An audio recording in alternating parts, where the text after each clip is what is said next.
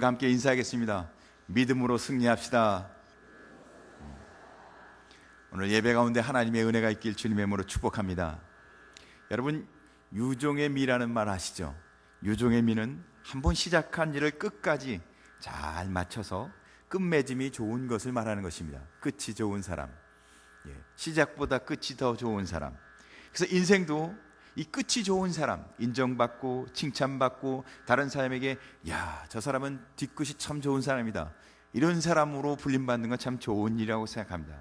우리 보통 그런 사람들을 인생에 승리한 사람이다, 참된 멋진 인생을 산 사람이다, 이렇게 이야기합니다. 여러분들도 그런 멋진 인생, 승리하는 인생이 되시길 주님의 이름으로 축복합니다. 신앙도 저는 동일하게 생각합니다. 신앙도 처음보다 끝이 좋아하고 처음보다 나중이 좋아하고 마지막에 아름답고 마지막에 아름다운 신앙의 열매를 맺는 신앙, 그런 신앙이 하나님을 기쁘게 하시고 또 성도들에게도 모범된 신앙이라고 생각합니다. 어떤 이제 딱 한 달밖에 안 된 초신자, 새신자가 계셨습니다. 이분이 한 달밖에 안 됐어요. 근데 이분이 교회를 나오게 된 동기는 친구가 그에게 유언을 남겼습니다. 죽으면서 마지막으로 그에게 너는 꼭 교회 가라. 그런데 이 친구가 그 말을 듣고 온 가족을 데리고 부인과 자녀를 데리고 교회를 출석하기 시작했습니다. 그래서 이제 딱 한 달이 됐는데 그분이 한 달 만에 어떤 집회도 참석하고, 그런데 재밌는 건 이 부인이요, 불자였어요. 그러니까 불자였는데도 불구하고 남편 친구가 얘기했는데 다 그 가족이 교회를 그렇게 나왔다는 겁니다. 그 유언하신 분도 마지막에 친구가 교회 나가는 유언을 자기 마지막으로 남겼다는 것도 아주 참 독특한데, 또 친구가 유언해서 그 말을 남겼다고 해서 또 그 가족이 전부 다 불자인 부인까지도 나가서 교회를 출석한 것도 독특하지 않습니까? 그런데 이 부인이 자기가 불자이니까 그래서 오전에는 11시에 가서 예배를 드리고 또 오후에는 절에 가서 불공을 드리고, 그래서 매주 그렇게 오전엔 예배, 오후에는 불공, 이렇게 자기가 불자니까 그래서 그렇게 예배를 드리는 중에 하루는 예배를 드리고 이제 오후에 가서 불당에 가서 불공을 드리는데요, 이 부처 뒤에 뭐 시커먼 게 왔다 갔다 하는 게 귀신이 왔다 갔다 하는 걸 본 거예요. 자기도 모르게 교회를 다니다 보니까 그게 보인 거예요. 이거 너무 무섭잖아요. 너무너무 무서워서 그 다음 주부터는 이제 교회만 가고 절에는 가지 않았다고 합니다. 할렐루야. 중요한 얘기는 한 사람이 어떤 유언을 남겼느냐에 따라서 그 영향이 어떻게 미치느냐, 그 얘기를 하고 싶은 것입니다. 보통 사람들은 유언을 남길 때 어떤 유언을 남기나요? 자기 인생의 마지막, 나는 어떤 유언을 남길까? 여러분은 어떤 유언을 남기고 싶습니까? 보통 사람들은 마지막 유언은 재산을 물려주든가 아니면 나는 매장하지 말고 너희가 편하게 화장해라.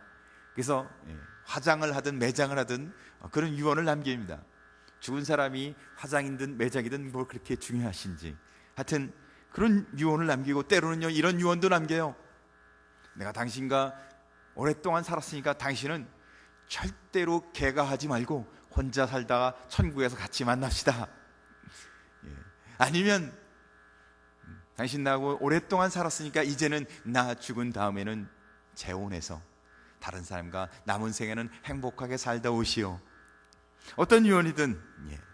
또 어떤 경우는 이 생을 살면서 너무 고생스럽고 힘들게 살아서 얘들아, 여보, 내가 이 땅에 살면서 너무 고통스러운데 나 고통 준 사람 누군지 알지? 이 원수 꼭 갚아줘. 나 죽거든 잊지 말고 이 고통 다 갚아줘. 알았지? 그래요. 우리가 마지막 남길 말, 우리는 인생을 어떻게 마감하며 마지막 말을 남기겠습니까? 우리가 어떤 말을 남기느냐, 어떤 인생을 마감하느냐, 굉장히 중요하다는 것입니다.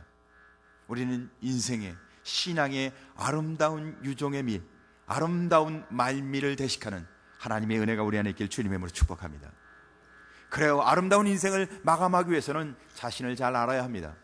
나는 어떤 사람인가? 나의 부족함, 한계를 알고 자신을 인정하고 하나님 앞에 맡기는 사람은 멋진 인생을 살 수 있다고 생각합니다. 자기 자신을 믿고 산 사람은 한이 남을 수밖에 없어요. 이 땅을 살아가면서 만족하게 인생을 살아갔다면 누가 있겠습니까? 근데 자신의 연약함, 인간이 갖고 있는 한계, 이런 것들을 다 내려놓고 하나님 앞에 모든 것을 맡기는 사람은 그 인생이 아름다운 유종의 미를 남기게 될 줄 믿습니다. 빌레 그램이라 하는 어느 목사님은 이렇게 말합니다. 인생의 마지막이 하나님의 시작점이다. 내가 할 수 없다, 저는 여기까지밖에 할 수 없습니다, 제가 여기까지 하는 게 제가 할 수 있는 전부입니다 라고 고백하고 주님께 맡기는 그 순간 하나님이 우리 안에서 역사하고 새롭게 우리 인생을 쓰는 시작점이 될 수 있다는 얘기입니다. 사랑하는 성도 여러분, 우리는 연약함을 다 내려놓고 하나님을 만나고 하나님과 함께하는 인생 되시길 주님의 이름으로 축복합니다. 오늘 성경 13장 1절에 보니까 여호수아가 이제 나이가 많아, 오늘 성경이 그렇게 말합니다. 여호수아가 나이 많아 늙음에. 보통 여호수아의 나이가 이때쯤 됐을 때는 보통 한 90세에서 100세 사이쯤 되었다고 얘기합니다. 여호수아가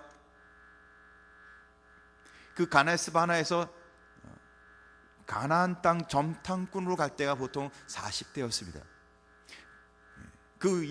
그때가 40세 정도 됐는데 그 이후에 한 40년 동안 광야에 있었거든요. 그리고 40년 가까이 있었고 또 광야에서 7년 동안 전쟁을 했습니다. 그러니까 보통 한 90세에서 100세쯤 되는 나이가 될 것으로 추측을 합니다. 그래서 오늘 성경은 여호수아가 이제 가나안 땅 점령을 다 한 다음에, 그리고는 여호수아를 이렇게 평하고 있습니다. 여호수아가 나이가 많아 늙음에 여호와께서 그에게 이르시되 너는 나이가 많아 늙었고 얻을 땅이 매우 많이 남아있도다. 할 일은 아직도 남아있는데 나이가 많다는 것입니다. 할 일은 아직도 남아있는데 그 할 일은 이스라엘 백성에게 이제 그 정복한 가나안 땅에서 이미 하나님이 7년 동안 계속 연전연승해서 승리를 하게 하신 하나님이 아직도 가나안 땅에 남아있는 땅들이 있었어요. 더 정복해야 할 일들이 남아있는데 그것들을 다 이제 정리하면서 그 땅 분배하는 일들이 이제 여호수아가 지도자로서 마지막 감당해야 할 일이었습니다. 근데 그 땅을 분배하는 데 있어서 두 가지를 함께 나눠야 했어요. 보통은 있는 것만 나누는 것이 정당한데 하나님은 그에게 두 가지를 같이 나누게 합니다. 첫째는 정복한 땅, 그 가나안 땅에서 여호수아가 이스라엘 백성과 이미 정복한, 이미 얻은 땅과 또 하나는 정복할, 아직 정복하지 못한 남은 땅이 남아 있었습니다. 그게 많지는 않았지만 소수의 남아있는 땅이 있었어요. 근데 그 정복할 땅까지도 하나님이 주실 것으로 믿고 그 땅을 각 지파의 땅 분배를 해서 나눠주라는 것입니다. 재밌지 않습니까? 이미 주어진 것은 당연히 주는 게 맞습니다. 여러분도 이미 갖고 있는 건 적든 많든 자녀들에게 유산으로 남겨주든 그것을 남기는 일을 하는 것은 그것도 어렵긴 하겠지만 그렇게 어렵지 않을 것입니다. 그러나 오늘 성경에 보니까 정복할 땅, 이스라엘이 앞으로 하나님이 주실 것으로 믿고 정복할 땅까지도 후손에게 유산으로 나눠주라고 되어 있습니다. 그것은 무엇일까요? 이스라엘 백성이 앞으로 그 후손들이 하나님을 의지하며 믿음과 신앙으로 살아갈 사명을 말하는 것입니다. 정복할 땅, 그 땅에서 그 문화를 바꾸고 우상을 섬기고 또 음란한 문화를 갖고 있는 그 문화를 정복해야 할 사명, 이것까지도 하나님은 이스라엘 백성 각 지파에게 땅을 분배하면서 그것도 함께 나눠주고 있다는 것입니다. 참 한꺼번에 모든 것을 완벽하게 만들어서 주면 참 좋을 텐데, 여러분 한꺼번에 뭔가 세트로 딱 해서 주는 게 좋지 하나씩 주는 게 더 좋습니까? 이왕 줄 거면 세트로 다 갖춰서 주는 게 더 좋지 않습니까? 그런데 우리 인생을 살아가면서도 부모가 자녀에게 줄 때 모든 걸 한꺼번에 주는 법은 없습니다. 그렇게 주고는 싶은데 한꺼번에 줄 수가 없어요. 다 갖고 있어도 그렇게 주면 그 자녀가 결코 행복한 삶을 살 수 없기 때문에 그렇습니다.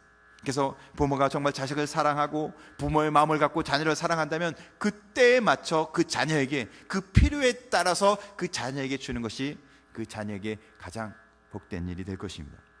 근데 한꺼번에 다 주면 모든 것이 다 해결돼서 참 좋을 텐데 그때 주다 보니까 때로는 힘들기도 하고, 때로는 뭔가 좀 부족해서 뭔가 좀 계속 필요를 느끼기도 하고, 고난이 있다는 것입니다. 그때 주는 것이. 그래서 성경은 도리어 우리 인생을 살아가면서 받는 고난, 신앙을 생활을 하면서 받는, 한꺼번에 다 받지 못해서 받는 고난, 그러나 그 고난 당하는 것이 시편 119편 71절에 보면 고난 당하는 것이 내게 유익이라. 이로 말미암아 내가 주의 율례들을 배우게 되었나이다. 비록 우리 삶 속에 고난이 있지만 그 고난을 통해서 우리가 하나님을 알게 되고, 하나님을 깨닫게 되고, 하나님을 체험하게 되고, 하나님을 만나는 기회가 된다는 것입니다. 결국 이스라엘 백성에게 정복할 땅을 함께 나눠준 것은 그 함께 그들이 그것을 받음으로 인해 그 후손들이, 그 다음 세대들이 정복할 땅을 통해서 그들이 거저받지 않고 앞으로 정복해서, 근데 그 땅은 이미 하나님이 주시기로 약속한 땅이었어요. 이미 준 땅만 주시기로 약속한 땅이 아니라 주실 땅도 하나님이 주시기로 약속한 땅이었다는 겁니다. 그러니까 믿음으로 정복할 땅을 정복해 가면 그들이 하나님의 은혜를 믿음과 신앙으로 복을 누리며 살아갈 수 있는 것이었습니다. 그런데 그 정복할 땅은 그렇게 만만하진 않았어요. 우리가 한꺼번에 모든 걸 받지 않고 하나하나 우리 인생 가운데 뭔가를 얻어가는 것이 만만하지 않지 않아요? 쉽지 않습니다. 이스라엘 백성이 편안하게 거저 쉽게 그 땅을 정복할 수 있지는 않았습니다. 제비 뽑아 그 땅을 나누면 그들은 그 땅에 가서 이제 정복해야 하는 것입니다. 한 족속마다 자기에게 이미 주어진 땅과 이 또 정복해야 할 땅을 그들이 희생을 감내하며 그 땅을 정복해야 했습니다. 그들이 믿음으로 그 땅을 변화시키며 믿음으로 감당해야 되는데, 때로는 그 싸움이 목숨을 건 중대한 싸움이기도 했습니다. 우리가 믿음으로 이미 구원받은 자인데도 불구하고 믿음으로 살아가는 것은 때로는 목숨을 건, 때로는 우리가 굉장히 힘든 벅찬 신앙의 싸움일 수도 있습니다. 그래요, 이스라엘 백성은 믿음으로 살아왔습니다. 하나님 말씀에 철저하게 의지하며 믿음으로 살아왔습니다. 그래서 연전하면서 계속해서 승리를 이루면서 하나님 말씀대로 지금까지 걸어와 이제 마지막으로 땅 분배만 남아있는 상황이었습니다. 그런데 그 이후에 그들이 평탄한 형통한 삶을 사는 것이 아니라 고난과 눈물과 풍랑이 있다는 것입니다. 때로는 우리 인생 가운데도 고난과 눈물과 풍랑이 있으면 우리는 어떤 마음이 듭니까? 하나님이 정말 내가 이렇게 하나님 앞에 신실하게 살았는데 내게 왜 이런 일이 있을까? 하나님이 정말 계실까? 하나님이 없는 건 아닐까? 나와 관계없는 하나님이 아니실까? 하나님이 없는 것처럼 마음에, 심령의 마음에 들 때도 있습니다. 그렇지 않나요? 우리 신약 성경에 우리가 잘 알고 있는 기적이 하나 있습니다. 모든 사람이 다 아는 기적이에요. 오병이어의 기적입니다. 보리떡 5개. 보리떡, 그 당시에는 하찮은 떡이라는 것입니다. 근데 요즘은 보리떡이 더 비싸요. 보리떡 5개와 물고기 2마리. 근데 5,000명이 그날 먹고도 12방울이가 남았습니다. 그 사람들이 다 깜짝 놀랐어요. 아, 이가 누구기에 이런 일을 행했는가? 그래서 예수를 왕으로 삼고자 했습니다. 그래서 예수님이 제자들에게 이제 말씀하세요. 너희는 이 자리를 피해서 이 갈릴리 호수를 배를 타고 다른 곳으로 가라. 주님이 이렇게 명령하시니까 제자들은 그 말씀대로 순종해서, 그러니까 예수님이 그 무리들이 기적을 보고 예수님을 왕으로 삼고자 하자 배를 타고 건너가라고 명령했습니다. 그런데 제자들은 그 명령에 순종해서 그 말씀대로 그대로 순종해서 배를 타고 건너갑니다. 제자는, 성도는 주님 말씀대로 사는 것입니다. 주님 말씀에 순종해 사는 것이 제자와 백성의, 성도의 삶입니다.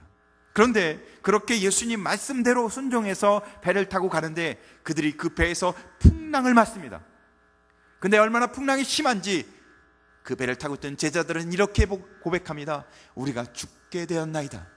죽을 것 같은 풍랑이 임했다는 겁니다.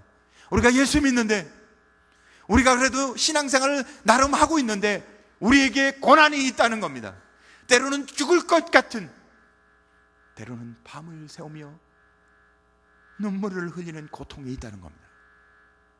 잠을 잘 수 없는 고통과 아픔이 우리에게 찾아온다는 거예요. 누가요? 믿음과 신앙으로 살아가고 있는 우리에게. 얼마나 안타깝습니까?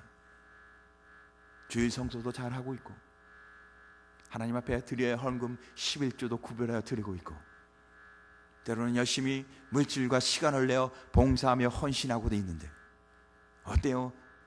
주일 성소 잘 지키고 11조하고 봉사하고 그러면 어때요? 교회에서 1등 신자 아닙니까? 그 정도면 하나님 앞에 충성스러운 성도 아닙니까? 그런데 그렇게 하나님 앞에 말씀대로 살고자 살아가고 있는데, 그런 가운데도 뭐가 있다고요? 육신의 고통이 찾아오기도 하고, 때로는 너무 아프기도 하고, 고통이 찾아와 눈물을 흘리며 살아가는 삶이 있다는 거예요. 그런 순간들이 우리에게 있다는 것입니다. 그러나 아무리 고통스러워도, 아무리 힘들어도 우리가 하나님을 버리면 안 된다는 것입니다. 그 어려운 순간에도 우리는 힘들고 상처 입고 너무 힘들어 어렵고 고통스럽고 너무 실망스럽고 앞이 캄캄하지만 우리는 좌절하지 않고 믿음 안에 견고하게 서서 흔들리지 않는 믿음의 사람이, 그 어려운 과정은 영원하지 않고, 지금 현재는 고통스럽지만 이 순간이 영원하지 않고, 내가 하나님을 의지하고 하나님을 붙들고 내가 주님을 부인하지 아니하면 하나님이 나와 함께 하시는 줄 믿으시길 주님의 이름으로 축복합니다. 그래요, 믿음으로 주님 앞에 나가는 자는 반드시 합력하여 선을 이루시는 줄 믿으시길 주님의 이름으로 축복합니다. 그럼요, 믿음으로 사는 자는 반드시 하나님이 그에게 복 주시는 줄 믿으시기 바랍니다. 그런데요, 그 어려운 순간 주님을 떠나 하나님 정말 있는가? 신앙이 대체 뭔가? 내가 살아가는 동안 신앙이 대체 뭐길래 예배 졸리기는 하고 말씀은 늘 같은 것 같고 바빠 죽겠는데 무슨 봉사는 하라고 하고, 주일도 가끔 바쁜 일이 있으니까 이런 이유 저런 이유가 다양히 있죠. 이유 없는 사람이 어디 있겠어요? 주일도 빠지고 예배 드리는 것도 기쁨과 감격도 없고, 하나님 것도 나의 것으로 삼아버리고, 경건은 멀어지고 거룩한 삶은 나와 관계없고, 예수님의 말씀 따라 말씀대로 살아가는 것은 예배 한 번 드렸으면 됐지 무슨 말씀대로 살아. 그런데요, 지금은 현재는 그렇게 살면 지혜롭고 현명한 것 같지만 훗날 반드시 탄식할 날이 있다는 겁니다. 신앙은 지금 현재의 삶이 아니라 앞으로 하나님이 주실 은혜를 바라보며 살아가는 것인 줄 믿으시길 주님의 이름으로 축복합니다. 정말 믿음으로 살지 않고 고난과 역경이 있다고 해서 믿음을 포기하고 하나님을 멀리하고 하나님을 떠나고 경건하지 않으면 반드시 밖에 나아가 일을 가는 날이, 탄식하며 후회할 날이 있다는 겁니다. 여러분, 우리에게 이런 안타까운 날이 있지 않길 주님의 이름으로 축복합니다. 비록 근심, 걱정, 염려, 고통, 너무 힘든 삶이 있는데도 불구하고 믿음과 신앙을 지켜서 그 어려운 과정을 믿음과 신앙으로 통과하셔서 간증하는 은혜가 있길 주님의 이름으로 축복합니다. 간증은 누가 해요? 어려운 과정을 통과한 사람만 간증하지 않습니까? 어려운 과정을 좌절하고 포기하고 그런 사람 뭐요? 중도 낙심한 사람 아닌가? 여러분은 그 과정을 통과하셔서 어렵지만 힘들지만 하나님이 나와 함께 하시고 나와 동행하시고 나를 지켜주시고 나를 견고케 하시는 분으로 믿음으로 그 과정을 통과하셔서 하나님이 나를 승리케 하셨습니다. 나를 붙들어 주셨습니다. 내게 은혜를 주셨습니다. 간증하는, 주의 고백을 드리는 복된 자들, 승리자들이 되시길 주님의 이름으로 축복합니다. 하나님 우리에게 영생을 주셨습니다. 그것은 영원히 사는 것입니다. 어떻게 영원히 살아요? 하나님 나라의 하나님의 자녀로 영원히 사는 것입니다. 천국 시민으로 영원히 사는 것입니다. 성경은 끊임없이 우리를 영생의 자녀로, 하나님의 자녀로, 천국 시민으로 이야기하고 있습니다. 왜요? 우리가 궁극적으로는 우리는 천국 갈 사람이라는 겁니다. 우리 삶 속에 있는 잠깐 받는 고난과 역경과 아픔은 영원하지 않고 잠깐 있는 것이라는 것입니다. 이 땅에 있는 동안은 우리가 보기에 다 똑같은 것 같고, 아니 조금 요령 피우고 조금 나름대로 꾀를 부리는 사람이 더 편한 것 같아 보이지만, 그러나 결코 그렇지 않다는 겁니다. 우리는 믿음으로 하나님 나라를 바라보며 하나님이 주신 영원한 하나님의 백성으로 믿음으로 천국을 바라보며 하나님 나라 백성답게 살아가는 은혜가 있길 주님의 이름으로 축복합니다. 그래서 우리는 이 땅에서 믿음으로 감당하며 이겨야 할 사명과 소명이 있다는 것입니다. 우리는 하나님 나라의 비전을 꿈꾸며 하나님 나라 백성답게 살아야 할 하나님의 은혜가 있다는 것입니다.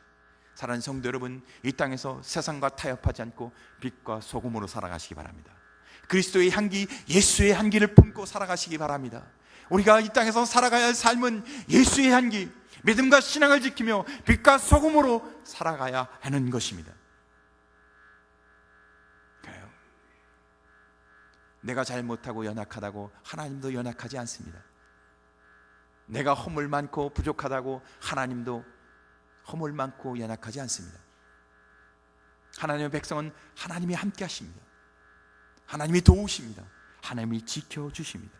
아무리 어려워도 힘들어도 주님과 함께하면 반드시 그 어려운 고난과 역경의 길을 통과하여 하나님의 승리, 하나님의 거룩한 은혜가 함께 하신 줄 믿으시길 주님의 이름으로 축복합니다.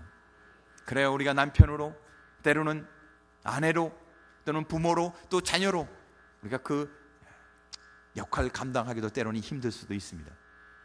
그러나 우리가 하나님의 자녀로서도 하나님의 거룩한 백성으로도 승리하시길 주님의 이름으로 축복합니다.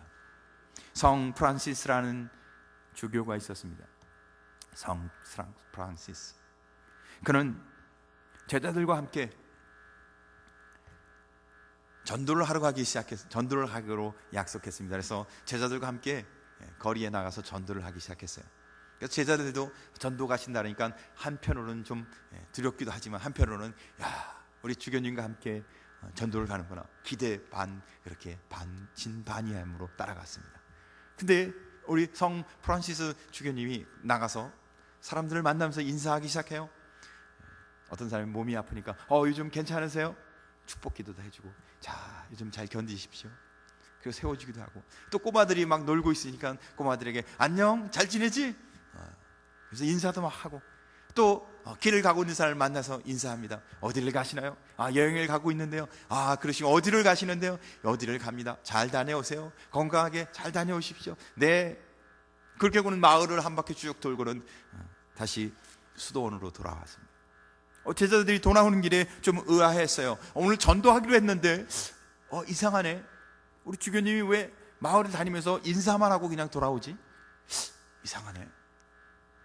주교님, 오늘 전도하기로 하셨는데 전도는 언제 하시죠? 전도했는데 자네 못 봤나? 언제 하셨죠?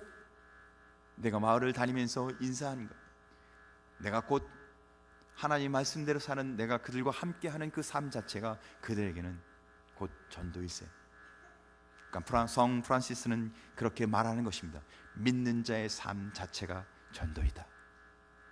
우리가 정말 하나님이 주신 은혜 가운데, 우리의 삶 가운데 어렵다고 하나님이 있을까? 이런 핑계 저런 핑계로 오늘 주일 성수할까?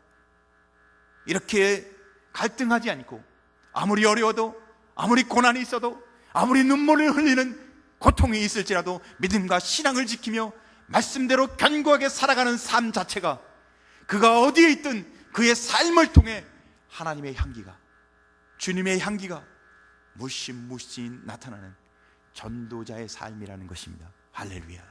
우리가 그렇게 믿음과 신앙으로 견고하게 서서 우리가 있는 그 자체가 전도가 되는 그런 복된 삶이 되시기를 주님의 이름으로 축복합니다.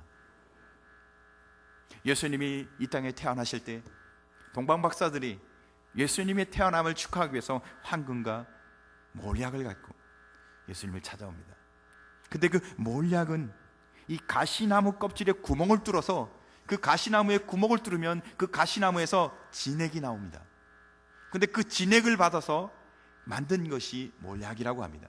그것을 그 언어로, 그들의 언어로 말하면 무루라고 합니다. 무루. 이 무르라는 의미의 뜻은 매우 쓰고 고약한 냄새가 맛이 난다는 것입니다. 매우 쓰고 고약한 맛이 난다. 근데 이 몰약은 사실은 그렇게 매우 쓰지 않고 고약한 맛이 나지 않습니다. 사실은 그 가시나무에서 나온 그 진액을 잘 정제합니다. 잘 정제해서 그것이 정제되면서부터 그 매우 쓰고 고약한 맛은 없어지고 향긋한 몰약으로 바뀝니다. 사랑하는 성도 여러분, 하나님은 우리에게, 아니 이스라엘 백성에게 정복할 땅을 남겨주셨습니다. 근데 그 정복할 땅은 그들에게 희생, 고통, 역경을 거쳐가며 그 땅을 정복해야 할 땅이었습니다. 우리에게도 앞으로 믿음과 신앙의 하나님의 자녀인 불구하고 우리 삶 속에 아직도 정복해야 할 우리의 삶, 하나님의 소명과 사명이 있습니다. 근데 그것을 우리가 그렇게 살아가기 위해서는 세상과 또 그 사명 가운데 우리는 갈등해야 하고, 때로는 헌신과 내 희생이 필요합니다. 근데 그런 과정을 거쳐가면서 우리의 신앙이 정제된다는 것입니다. 아직은 거칠고, 아직은 믿음이 연약하고, 아직은 갈등하고 있는 우리의 신앙이 그런 과정을 거치며 내가 믿음 안에 견고하게 서면 향긋한 몰약처럼 새로운 하나님의 사람으로 변화될 줄 믿으시길 주님의 이름으로 축복합니다. 하나님의 거룩한 인생의 말년에 정말 가장 아름다운 유종의 미를 남기는 신앙의 사람이 될 줄 믿으시길 주님의 이름으로 축복합니다. 그렇습니다. 우리는 하나님의 뜻을 이루기 위하여 빛과 소금으로 살아야 합니다. 우리 삶이 아무리 어렵고 힘들고 고통스러울지라도 가정에서든 일터에서든 교회에서든 학교에서든 우리는 예수의 향기 나는 주님의 사람이 되어 믿음과 신앙으로 승리하시길 주님의 이름으로 축복합니다.